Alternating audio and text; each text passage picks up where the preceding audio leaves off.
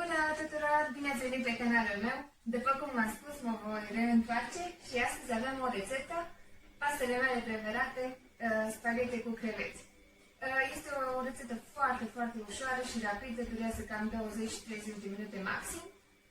Eu de obicei pregătesc pentru cină sau chiar prânz, dar sincer de cele mai multe ori le fac după o zi obozitoare la lucru, când nu am timp să stau să gătesc, aleg să fac paste cu prânz și ne place foarte mult. Tot ce aveți nevoie este usturoi, pătrunjel, creveții și eu folosesc roșii tăiate, pisate, dar voi puteți să folosiți din conservă, dar voi puteți să folosiți roșii tăiate proaspete dacă aveți. Ca și ingrediente ca și condimente, folosesc sare, piper, boia și ardei iute măcinat. Și normal, spaghetele. Scuze dacă pe fundal se mai aude mașina de spălat, să sperăm că nu e un sunet foarte deranjant. Întâi am pregătit untul, care o să și dăm drumul la foc. Să se încălzească untul. Și aici avem apa care deja fierbe, e pregătită pentru paste. Între timp vom adăuga pastele la fiert, unde în apa aceasta punem o linguriță de sare. Și adăugăm pastele.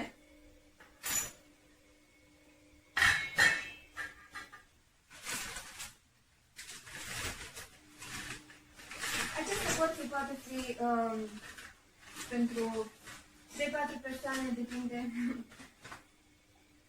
Lăsăm pastele la fiert să se mai și ușor le împingem în apa fierbinte. Ok. Și pastele sunt acoperite de apă. Și aici lăsăm untul la topit.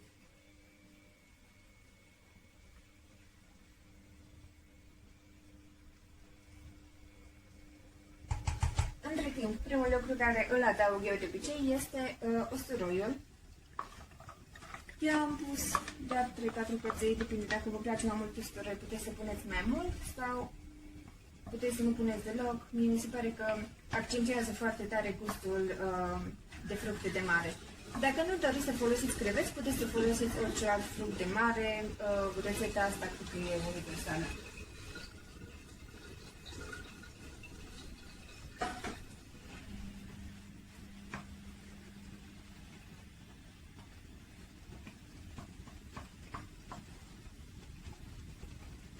Ok, încet începe să se călească și untul. Lăsăm un pic untul la prăjit, foarte puțin. Să nu se prăjească nici prea tare, pentru că îi va da un gust mai amăruit. Ok, când usturoiul e prăjit, adăugăm creveții. I-am folosit cam 300-400 de grame și am creveți congelați, dar voi dacă aveți creveți proaspăți sunt și mai buni, eu nu am găsit de data aceasta și folosesc congelați. Ce-mi place când sunt congelați e că lasă puțină apă și sosul este mult mai suculent după aceea de la apa respectivă. Le răstăcăm în paste.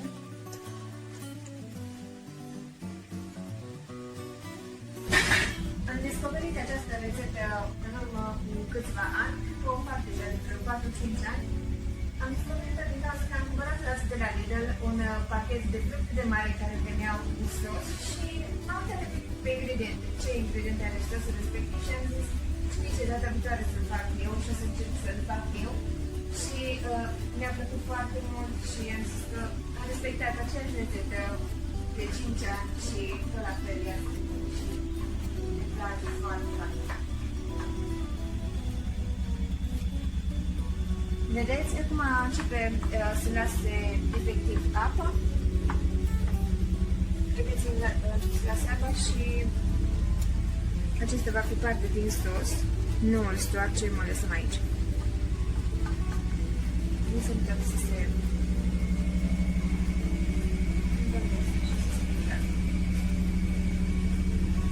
Încep să fie apă. Eu le fiert de obicei la un foc mediu și practic când cumpărați creveți congelați, Nu trebuie să... ei deja sunt pregătiți.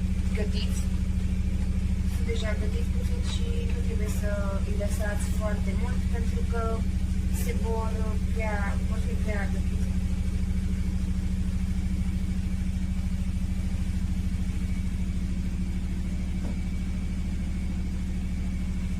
Ok?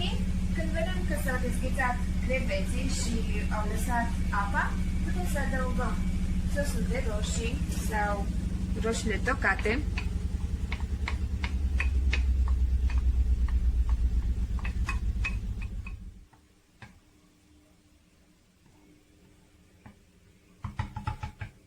Lăsăm să fiarbă puțin și după aceea adăugăm și condimentele. De fapt, putem să punem chiar acum puțină sare. Eu pun cam jumătate de linguriță, depinde după gust. Fiecare poate ajusta, depinde cât de sărat vă place. Amestecăm din nou.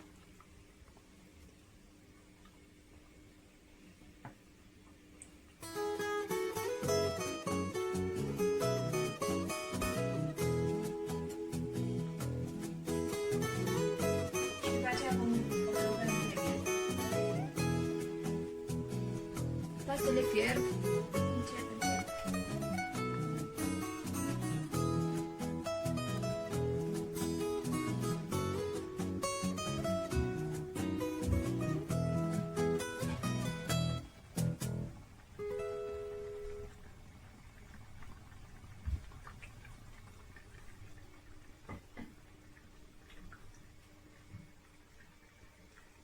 Acum vom adăuga ingredientele următoare.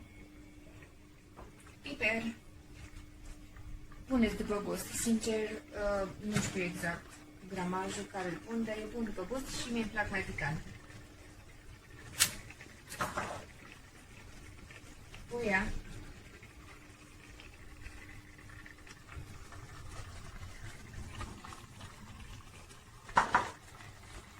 Și în cele din urmă adaug ardei iute. Nu foarte mult, deci foarte puțin, cât să dea un gust un pic mai condimentat.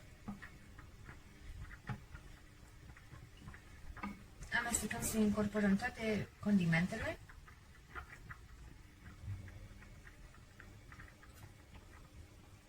Și între timp gustăm o spaghetă.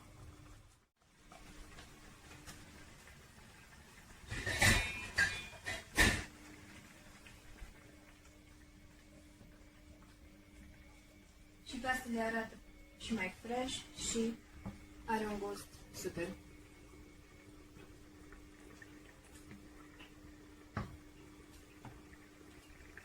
Ok, sosul este gata. După cum ziceam, este foarte rapid. Voi muta căldura pe minim, astfel încât doar să se mențină sosul cald și între timp verificăm pastele din nou.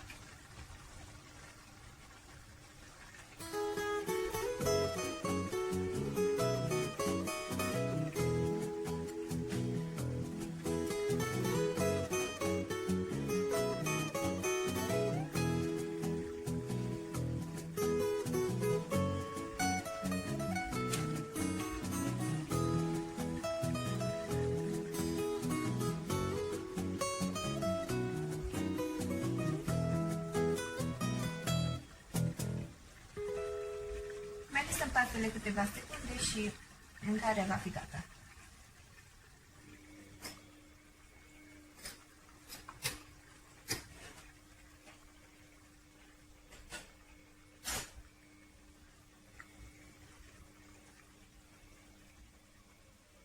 Oprim pastele și le vom strecura, după care eu de obicei pun pastele peste sos și le amestec împreună și după aceea le adaug în farfurie. Și le adăugăm peste sos.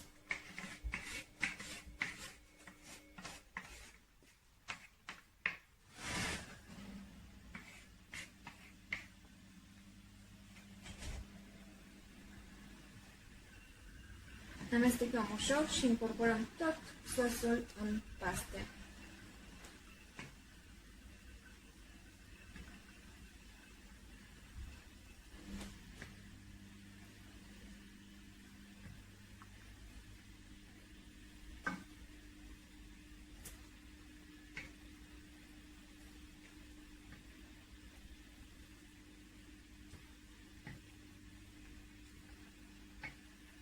Ok?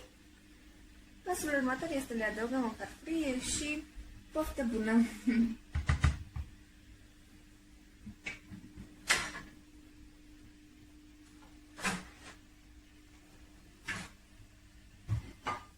Arată foarte bine și abia aștept să degust.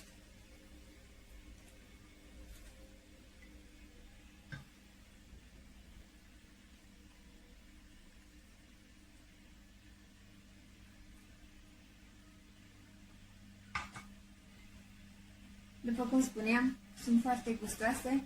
Este o rețetă foarte rapidă și vă îndemn să o încercați. Și acestea fiind spuse, sper să încercați și voi rețeta aceasta.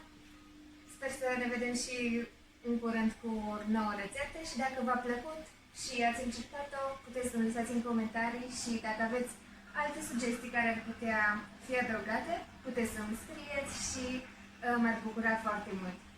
Până atunci, până data viitoare, vă aștept cu un like, cu subscribe și toate cele bune. La revedere!